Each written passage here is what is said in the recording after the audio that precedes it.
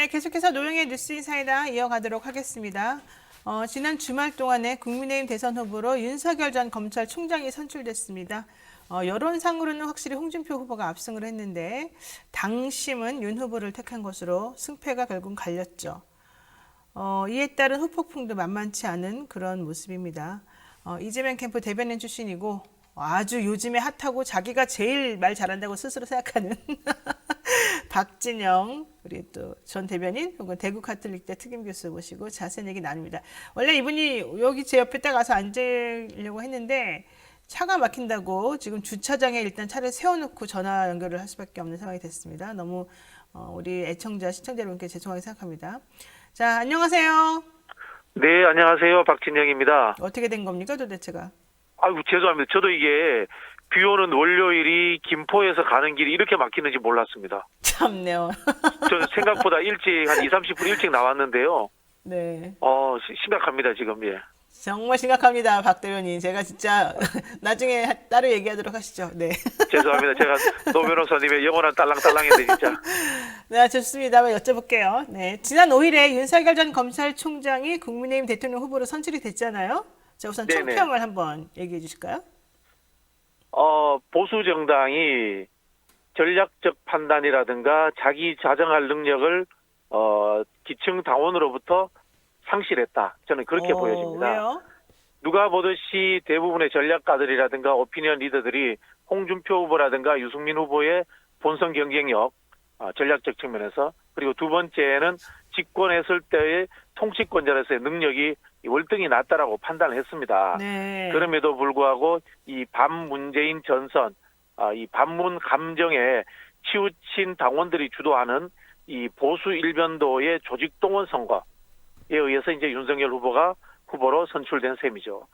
보통 이제 우리가 이론적으로 그런 이야기를 하는데요. 네. 경선에서 이념이 강한 후보가 승리한다. 보수 정당에서는 가장 보수적인 사람, 진보 정당에서는 가장 진보적인 사람, 뭐 이런 이야기를 하는데 그게 그대로 맞아 떨어진 거죠. 근데 이 이야기는 뭐냐면은 역으로 본선에서의 중도 확장성은 떨어진다라는 이야기로 그대로 다시 연결이 됩니다. 그러니까요. 사실 윤석열 후보를 지지하는 사람들 이렇게 분석을 해보면은 60대 이상에서 윤 후보에게 몰표가 가지고 나왔어요.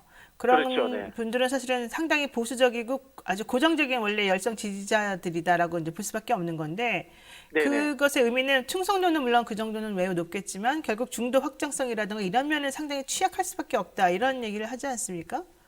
그렇죠. 우리가 보통 이제 후보들 선택을 할 때 한 두 가지 정도로 봅니다. 첫 번째는 뭐냐면 이제 이익 투표를 할 수 있는 정책 공약이 이 사람이 바르게 내고 있는가 하는 부분.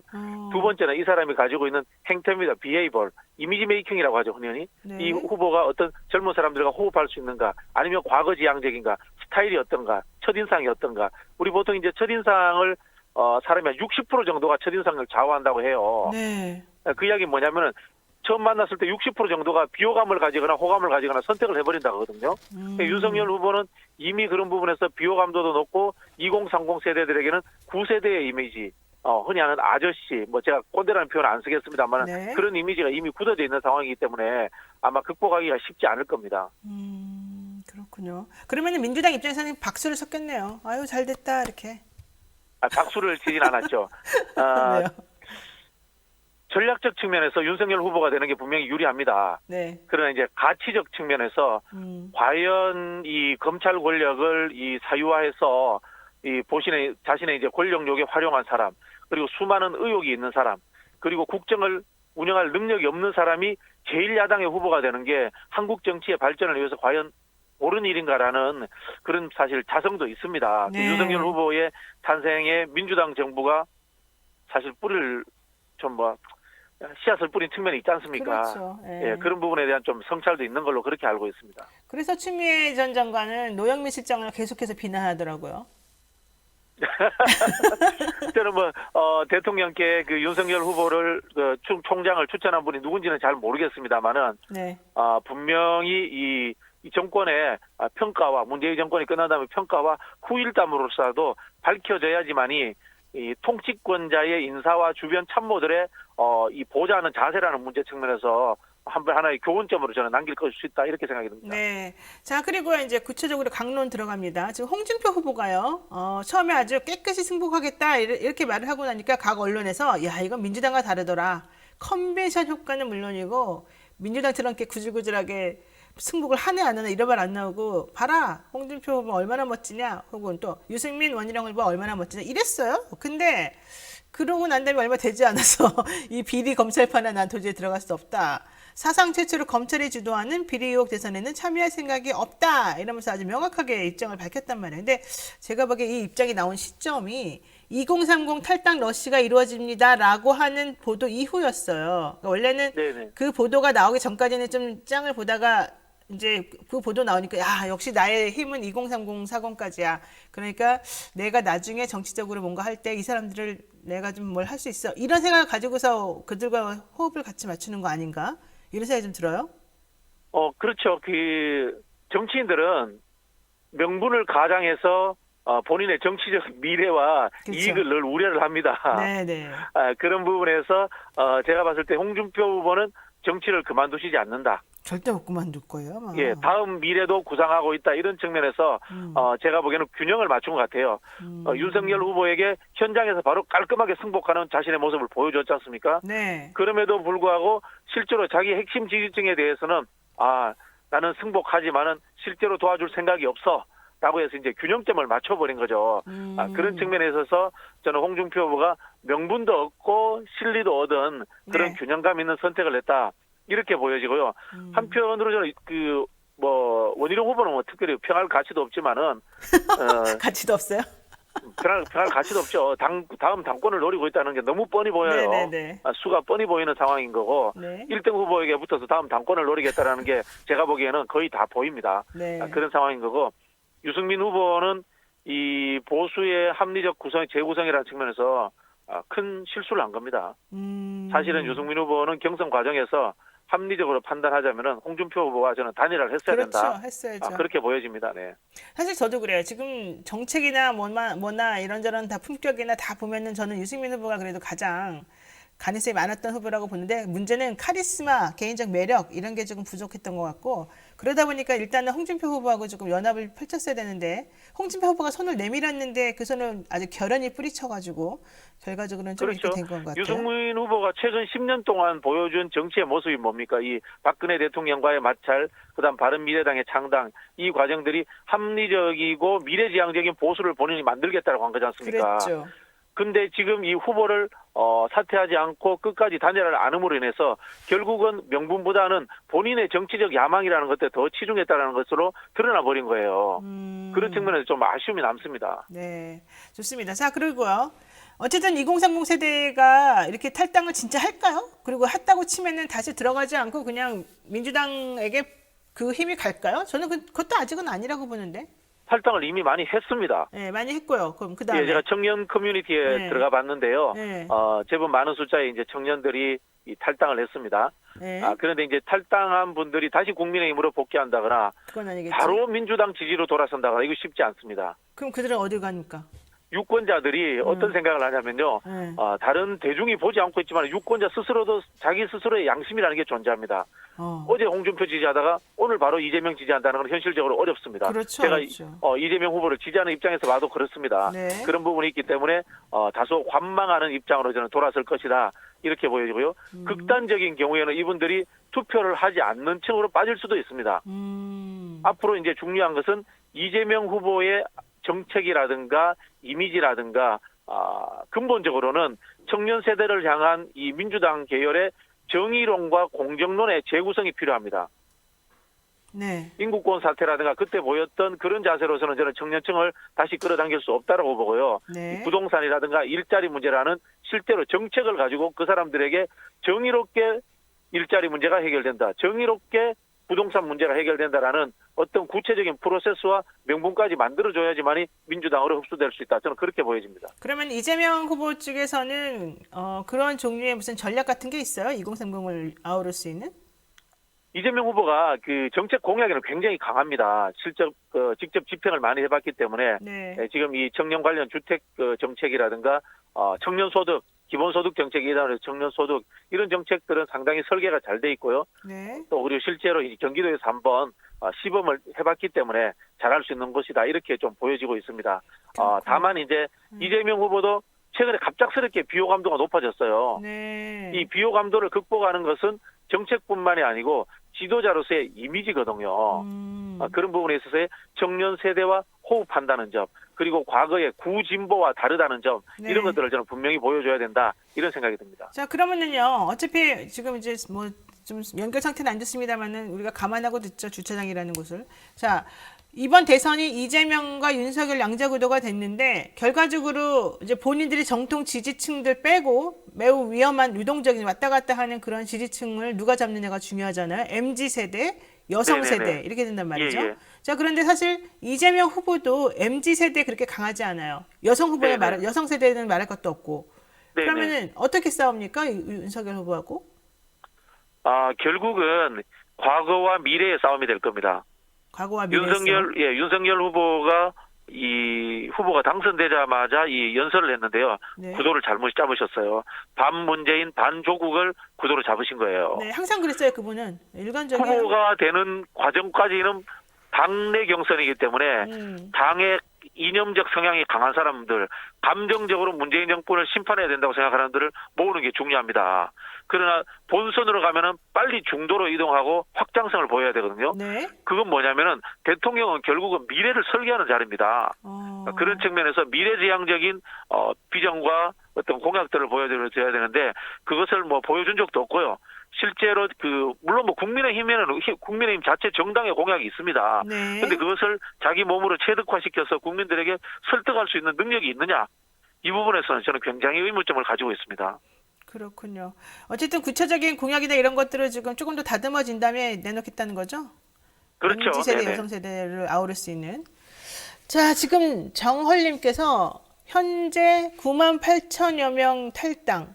홍준표 출마할 때까지 투표 안 할 생각. 오, 이렇게 생각하시는 분들이 좀 많은가 봐요. 2030에. 그리고 홍 후보가 네.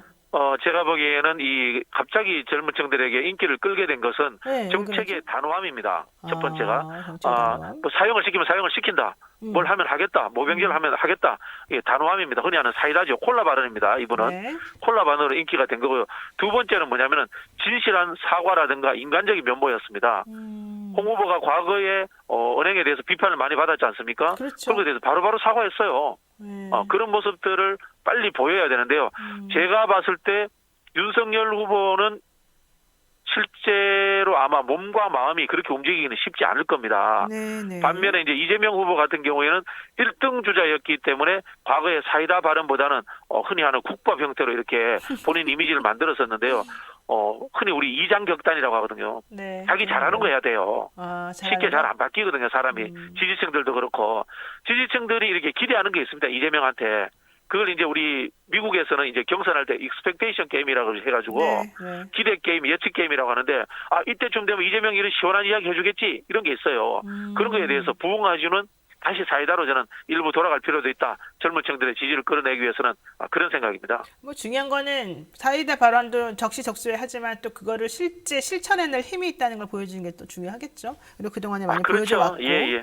자, 윤 후보가 국민의힘 대선 후보로 확정이 되니까 국민의당만 유일하게 축하 논평을 냈습니다. 단일화 가능성 염두에 둔 건데 사실은 김종인 비대위원장이 들어오면서 이거 물 건너간 거다. 게다가 또 강력한 카리스마리 작은 리틀 이준석 있지 않습니까? 리틀 김종인? 이거 네네. 가능하겠습니까? 국민의힘과 국민의당?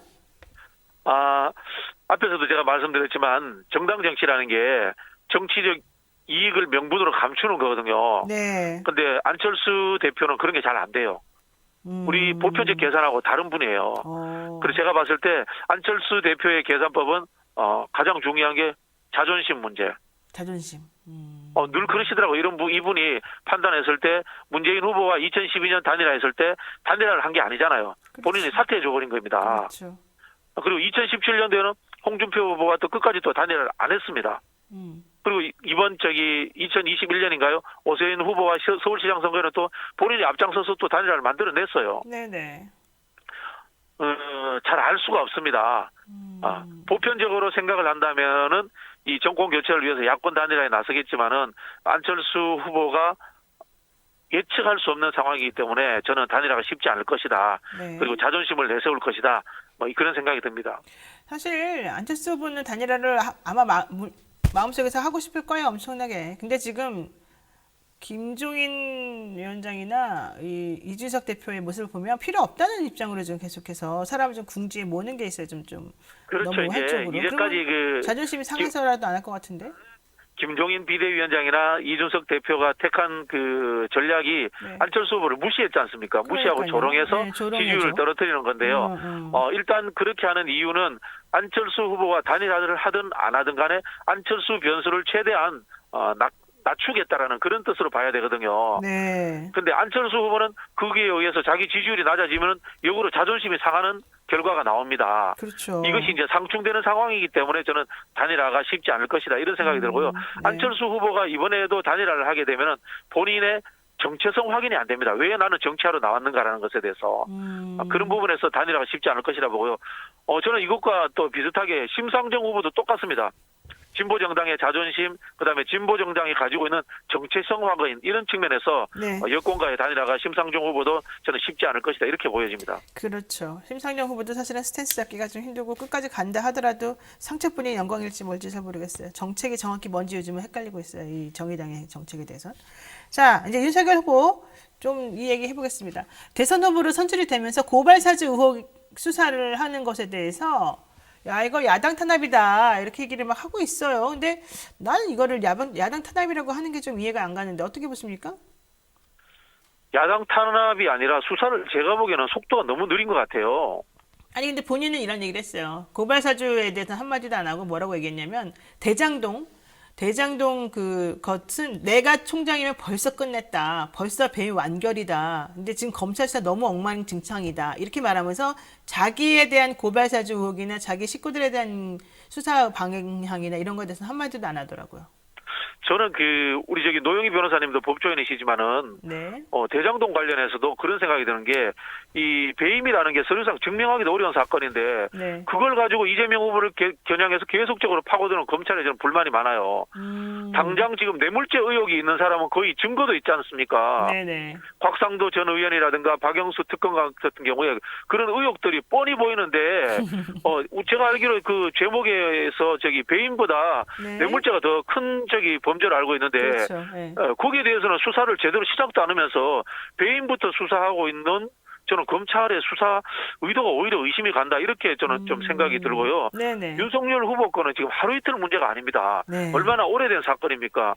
이미 수사에 1단계가 되고 재판으로 가야 될 상황 아닌가 이런 생각이 드는데 물론 윤석열 후보가 현재 당장 피의자는 아닙니다만은 네네. 거기 연루된 그 손준성 검사라든가 너무 저는 속도가 늦다 그런 생각이 들기 때문에 검찰은 윤석열 후보를 편드는 것도 아니고 지금 눈치를 보면서 수사를 머뭇거리고 있지 않나 저는 그런 생각이 듭니다. 왜 이렇게 머뭇거릴까요, 이 사람들은?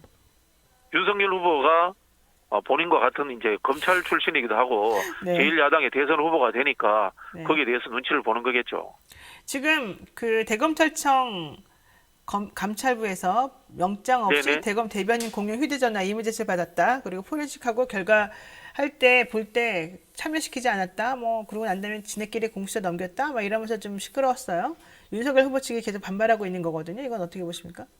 이거는 공무원이면 그런 이야기 하면 안 돼요. 다 아는 이야기인데. 왜요? 공용폰이라는 게 뭐예요? 공용폰이라는 게 네. 검찰에서 공용으로 쓴다는 공공기물이지 않습니까? 네.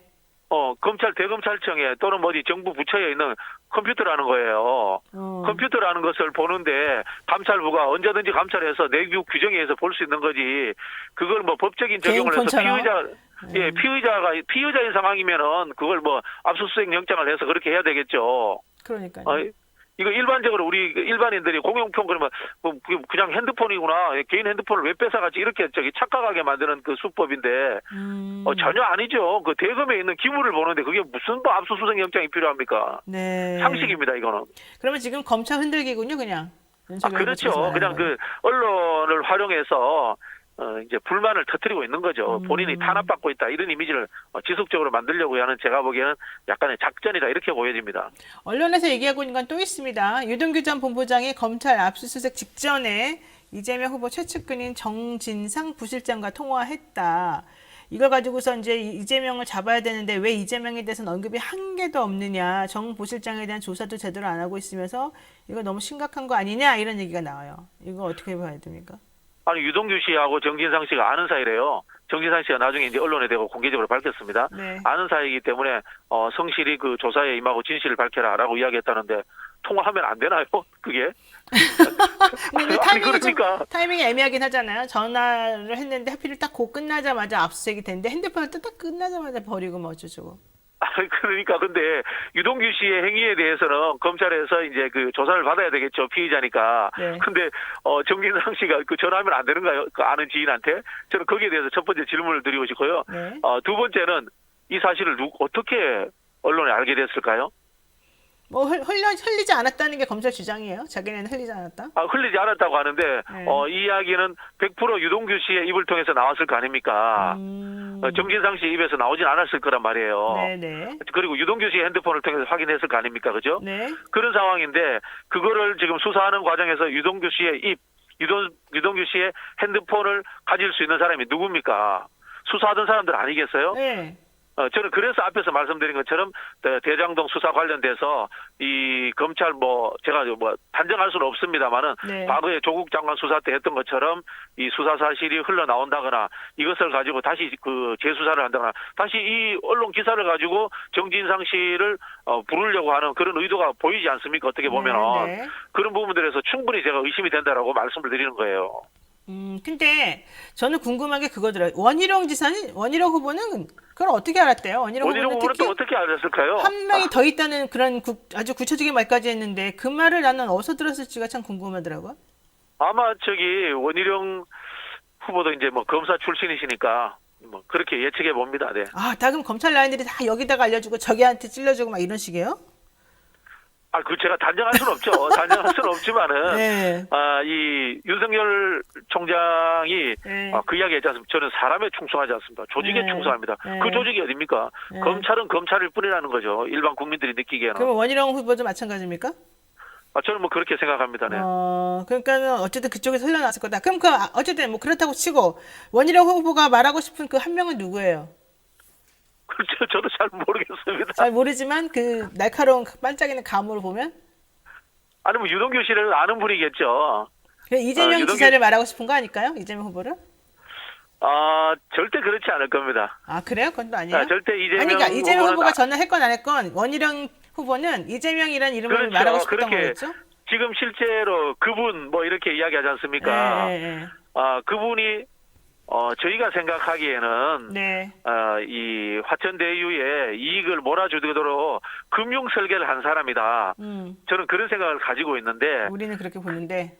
그렇죠. 왜냐하면은 그분이라는 이야기가 김만배 씨라든가 이 정영학 씨가 나온 이야기들을 보면은 네. 어떻게 이야기하냐면은 돈을 받을 가능성이 있는 분이지 않습니까? 거기에서 그렇죠. 화천대유의 실소유주 이게 누굽니까? 이제까지 돈을 받았던 사람들이 50억 클럽에 나온 사람들이 어떤 계열의 어떤 쪽의 사람들입니까? 주로 법조계 출신들 사람 아닙니까? 네. 그런 식으로 해석을 하는데 이 원희룡 씨라든가 원희룡 전도지사라든가 국민의힘 쪽에서는 억지로 그거를 그분에서 이재명 후보 쪽으로 이렇게 초점을 맞추려고 하는 하나의 프레임 전략인 거죠. 그냥 그런 전략일 뿐이다. 자, 요거 하나만 제가 여쭤볼게요. 이거 사실 좀 위험한 질문이라 할까 말까 제가 계속 고민하고 있었어요. 네네. 이거 솔직히 대답해 줘야 돼요. 네네. 지금 이제부터는 이제 그 내조하시는 부인들 얘기를 안 할 수가 없습니다. 네네. 지금 한간에서는 이제 이재명 후보의 그 부인이죠. 김혜경 씨. 여사, 사모, 예. 여사. 그 다음에 이제 윤석열 후보 측의 부인이죠. 또 여기도 네네. 김 씨네요. 김건희 씨. 네네. 어떨 것 같아요? 솔직히 말해보세요. 두 분은 등판은 언제 할 것이며 두 분의 스타일은 어떠며 이것이 어떤 영향을 미칠 것이며 지금 현재 각각 뭐가 약점인지. 좀 점수 차이가 두 분 너무 나가지고 그래도 해봐요. 예. 후보들 간에는 네. 뭐 사실 정당 지지자의 성향에 따라 가지고 네. 생각이 다를 수 있습니다만은 이 부인들의 문제에 있어서는 우리 국민들 대다수가 네. 김건희 씨와 이 김혜경 씨를 비교할 때 우리 김혜경 여사 쪽에 전부 다 손을 들어주지 않을까 뭐 그런 생각이 듭니다. 왜요? 실제로 이제 그 김혜경 여사 같은 경우는 성남시장 선거와 도지사 선거를 치렀고요. 네. 그리고 지난 2017년 대선에서 그 당시에 이제 이재명 후보가 공직자였습니다. 선출직 공직자로서 단체장이었기 때문에 이 선거운동을 못했거든요. 문재인 후보 대선 선거운동을. 네. 그 당시에 그 김혜경 여사가 호남이라든가 전국을 돌면서 네. 이재명 후보를 대신해서 문재인 후보 선거운동을 했습니다.